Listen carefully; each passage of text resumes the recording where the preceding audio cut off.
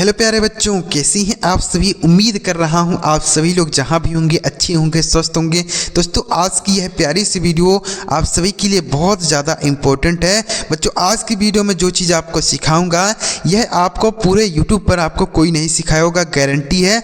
क्या है नए आज की वीडियो में, चलिए देखते हैं। उससे पहले बच्चों, अगर आपको वीडियो पसंद आए तो लाइक ज़रूर करिएगा, और चैनल पर पहली बार वीडियो देख रहे हैं तो चैनल को सब्सक्राइब करके बगल में बेल का आइकन होगा उसे दबा लीजिएगा, ताकि हमारे रोज़ आने वाले वीडियो की नोटिफिकेशन सबसे पहले आपको टाइम पर मिल जाए।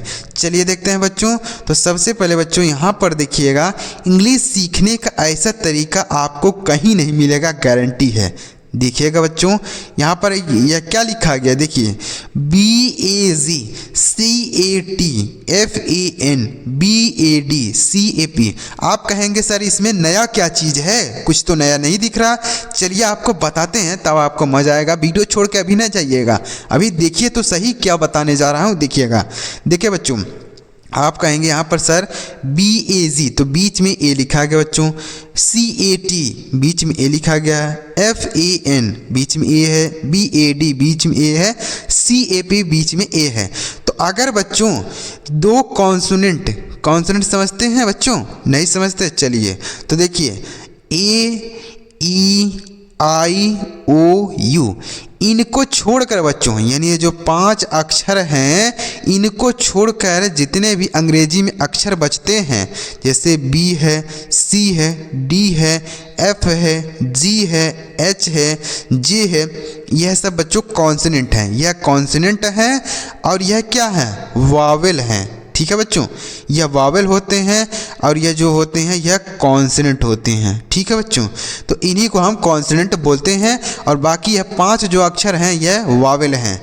तो हम यहाँ पर आपको बता रहे थे बच्चों कि अगर दो कॉन्सोनेंट के बीच में, यानी शुरू में कॉन्सोनेंट हो और लास्ट में भी कॉन्सोनेंट हो, और बीच में अगर ए लिखा हो बच्चों, ए, दो कॉन्सोनेंट के बीच में ए लिखा हो, तो इस ए को हम क्या पढ़ते हैं, ए से बच्चों आई की मात्रा पढ़ते हैं। क्या पढ़ेंगे, आई की मात्रा। ध्यान रखना है, अगर शुरू में एक कॉन्सोनेंट हो और लास्ट में एक कॉन्सोनेंट हो, बीच में ए लिखा हो, तो आई की मात्रा हम पढ़ेंगे। जैसे बी एक कॉन्सोनेंट है, जी भी एक कॉन्सोनेंट है और बीच में ए है, तो ए का उच्चारण क्या होगा, आई की मात्रा के रूप में करेंगे। तो कैसे लिखेंगे, बी से लिखेंगे ब, जी से ग, और ए से आई की मात्रा लिखेंगे तो ये लिखा गया बैग। समझ में आ गया बच्चों, तो BAG बैग। अब कहेंगे सर इसमें नया क्या है, यह तो मैं जानता हूँ, पढ़ लेता हूँ ये सब चीज़ें। जी बिल्कुल, आप सभी यह पढ़ लेते होंगे। अभी आगे देखिए क्या चीज़ मैं आपको नया बता रहा हूँ। ये लिखा गया बैग। ठीक है बच्चों, अब CAT, तो C भी कॉन्सोनेंट है और T भी कॉन्सोनेंट है और बीच में ए है, तो आई की मात्रा, तो C से क और T से ट, ए से आई की मात्रा लिखा गया कैट। उसके बाद FAN, तो F से फ, N से न और ए से आई की मात्रा लिखा गया है फाइन। आ रहा बच्चों समझ में, तो इसे आप पढ़ लेंगे। B से ब लिखेंगे और D से ड, ए से आई की मात्रा लिखा गया है बैड। उसके बाद C से लिखेंगे क और P से प लिखेंगे, ए से आई की मात्रा लिखा गया है कैप। तो इस तरीके से इसे पढ़ेंगे, bag, cat, fine, bad, cap. अब कहेंगे सर यहाँ पर देखिएगा बच्चों, यहाँ पर ए लिखा गया है ना, ए यहाँ पर भी है, तो क्या हम इस ए को भी आई की मात्रा लगाएंगे। देखिए आई की मात्रा, क्योंकि यहाँ पर भी एक कॉन्सोनेंट यहाँ है, एक कॉन्सोनेंट यहाँ है, तो क्या हम यहाँ पर भी ए से आई की मात्रा लिखेंगे। नहीं बच्चों, यहाँ पर अब आपको ध्यान देने वाली बात यही है, नया चीज़ यही है बच्चों कि एक ही ए है, लेकिन यहाँ पर ए का उच्चारण आय के रूप में नहीं करेंगे, आय नहीं लिखेंगे। क्या लिखेंगे देखिएगा, तो यहाँ पर है बच्चों, हमने यहाँ पर बताया कि अगर एक कॉन्सोनेंट शुरू में है, एक कॉन्सोनेंट लास्ट में है और बीच में ए है, तो इस ए का जो उच्चारण होता है वह आई की मात्रा के रूप में करते हैं। लेकिन यह अगर दो कॉन्सोनेंट के बीच में ए हो और लास्ट में ई लिखा हो, लास्ट में क्या लिखा हो, ई, तो इस ए का जो उच्चारण होगा बच्चों वह ए के रूप में होगा। किसके रूप में, ए के रूप में। मतलब दो कॉन्सोनेंट के बीच में ई हो लेकिन लास्ट में ई हो, क्या हो, दो कॉन्सोनेंट के बीच में ए लिखा है लेकिन लास्ट में ई है, तो ए का उच्चारण ए की मात्रा करेंगे। बस यही आपको याद रखना है। तो बी से ब पढ़ेंगे और के से क पढ़ेंगे, ए से ए की मात्रा पढ़ेंगे क्योंकि लास्ट में ई है, और जो ई है बच्चों इसका उच्चारण नहीं करेंगे तो लिखा गया बेग। समझ में आ गया। तो यही नया चीज़ है बच्चों कि ए से हम आई भी पढ़ते हैं और ए से ए भी पढ़ते हैं। तो आपको यह चीज़ ध्यान देने वाली बात है कि कहाँ पर ए पढ़ेंगे कहाँ पर आई पढ़ेंगे। तो लास्ट में अगर ई रहता बच्चों तो ए से हम ए पढ़ेंगे, ठीक है, लेकिन अगर लास्ट में ई नहीं रहता तो हम आई पढ़ते हैं, ऐसा लिखते हैं। तो बेक हो गया। उसी तरीके से एफ ए के ई, तो इसे हम एफ से फ पढ़ेंगे, ए से ए की मात्रा और के ई से क पढ़ेंगे, लिखा गया है फेक। ई का उच्चारण नहीं करते हैं। अगर किसी शब्द के लास्ट में ई रहता है बच्चों तो उसका उच्चारण नहीं होता है, तो लिखा गया फेक। उसके बाद एल ए टी ई, तो इसे हम पढ़ेंगे let, L A T E let. B A S E, इसे हम पढ़ेंगे बेस। बी से ब पढ़ेंगे, ए से ए की मात्रा, एस ई से श, लिखा गया वेस। एच ए टी ई, तो इसे हम पढ़ेंगे हेट, ठीक है बच्चों। लेकिन यहाँ पर देखिए एच ए टी ई लिखा गया ना, अगर यही ई नहीं रहता बच्चों, ई यहाँ पर हटा देते तो इसको हम हेट नहीं पढ़ते, तब हाइट पढ़ते। लेकिन इस ई की वजह से बच्चों इसका उच्चारण क्या हो गया, हेट हो गया, ठीक है। आगे बस समझ में, बात समझ में आई बच्चों। तो अगर आपको समझ में आ रहा है तो वीडियो लाइक जरूर करिए। आगे अब देखिए यहाँ पर बच्चों H A double L, S M A double L, C A double L, F A double L, T A double L. तो हमने बताया बच्चों कि ए से आई की मात्रा लिखते हैं। उसके बाद फिर हमने बताया कि ए से ए की मात्रा भी लिखते हैं। अब यहाँ पर क्या लिखेंगे बच्चों, यहाँ पर ए की मात्रा करेंगे कि आई की मात्रा, दोनों का उच्चारण यहाँ पर नहीं करेंगे। अब क्या करेंगे, अगला नियम है बच्चों कि अगर ए के बाद बच्चों डबल यल आता है, क्या आता है, डबल यल, तो इस ए का जो उच्चारण होगा वह अ के रूप में होगा। अ ऐसा लिखेंगे, अ के रूप में ऐसे लिखेंगे। जैसे एच से लिखेंगे ह, डबल एल से बच्चों ल लिखेंगे, और ए का उच्चारण अ मतलब ऐसे लिखेंगे, तो लिखा गया hall, H A double L hall. उसी तरीके से S M A double L, तो एस से आधा श, एम से म, ए का उच्चारण अ के रूप में ऐसा लिखेंगे, डबल एल से ल, लिखा गया स्मॉल, ठीक है बच्चों। तो यह हो गया small. C A double L, तो इसे हम पढ़ेंगे call, C A double L call. इसे काल नहीं पढ़ेंगे, ऐसा नहीं पढ़ेंगे काल, सिंपल ऐसा नहीं पढ़ेंगे, इस तरीके से पढ़ेंगे, मतलब ये जो मात्रा है इसको लगाना पड़ेगा। एफ ए डबल एल, तो इसे हम पढ़ेंगे fall, F A double L fall ऐसे। आगे टी ए डबल एल, इसे हम पढ़ेंगे tall, T A double L tall. तो तीनों नियम आपको समझ में आ गए बच्चों। अगर दो कॉन्सोनेंट के बीच में ए रहता है तो ए का उच्चारण हम आई की मात्रा के रूप में करते हैं। दो कॉन्सोनेंट के बीच में ए रहे लेकिन लास्ट में ई रहे तो उसका उच्चारण हम करेंगे ए के रूप में, ए के रूप में करेंगे। और अगर ए के बाद डबल एल आता है बच्चों तो ए का जो उच्चारण होता है वह अ के रूप में होता है, अ ऐसा, ठीक है बच्चों, समझ में आ गया। चलिए आगे बढ़ते हैं। आगे देखिएगा, आगे लिखा गया बच्चों B A R K, F A R M, P A R K, H A R M, M A R K. तो अब यहाँ पर ए का उच्चारण क्या होगा समझिए। तो अगर ए के बाद बच्चों आर आता है, क्या आता है आर, तो ए का जो उच्चारण होगा बच्चों वह आ के रूप में होगा, आ, यानी आ की मात्रा लगाएंगे। जैसे बी से हो गया ब, ए के बाद आर है तो ए का उच्चारण आ की मात्रा, आर से र लिखेंगे, के से क, लिखा गया बार्क।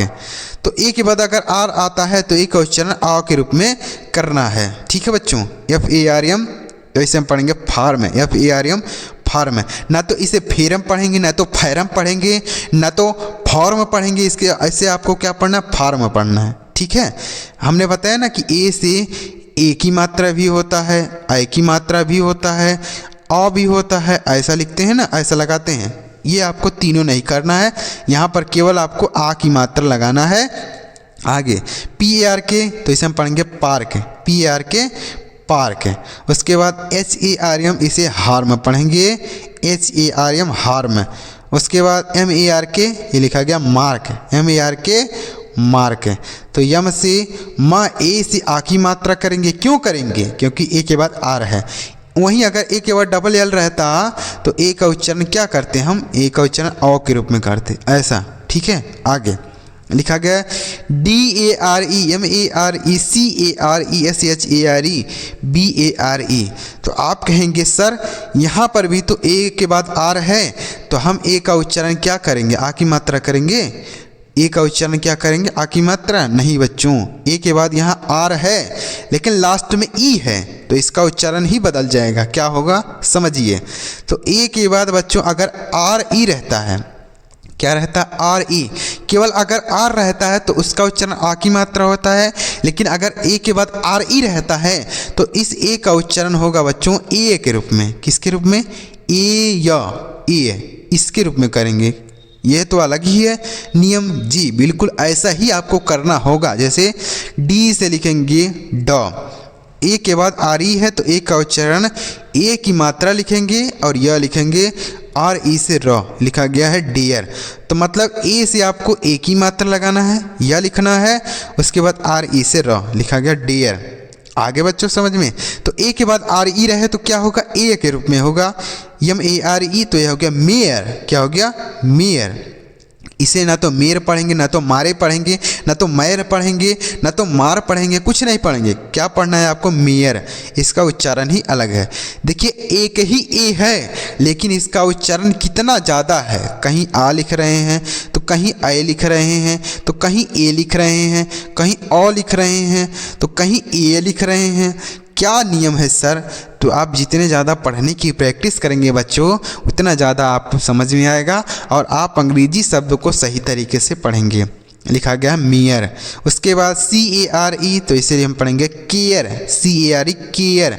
इसे ना तो कार्य पढ़ना है, ना तो केयर पढ़ना है, ना तो कार पढ़ना है, कुछ नहीं, आपको केयर पढ़ना है। आगे SHARE, इसे हम पढ़ेंगे शेयर, SHARE शेयर। शेयर क्यों पढ़ रहे हैं, क्योंकि ए के बाद आर ई है, तो ए के बाद अगर आर ई रहता है तो ए का उच्चारण ए के रूप में, ए या ए, मतलब इससे आपको ए की मात्रा और यही आपको हर शब्द में लिखना पड़ेगा। आगे BARE, तो इसे हम पढ़ेंगे बेयर, BARE बेयर। आगे बच्चों समझ में, आगे अब यहाँ पर बच्चों DAY PAY SAY BAY RAY WAY, तो अगर ए के बाद बच्चों वाई रहता है तो इस ए का उच्चारण जो होगा वह ए के रूप में होगा, ए।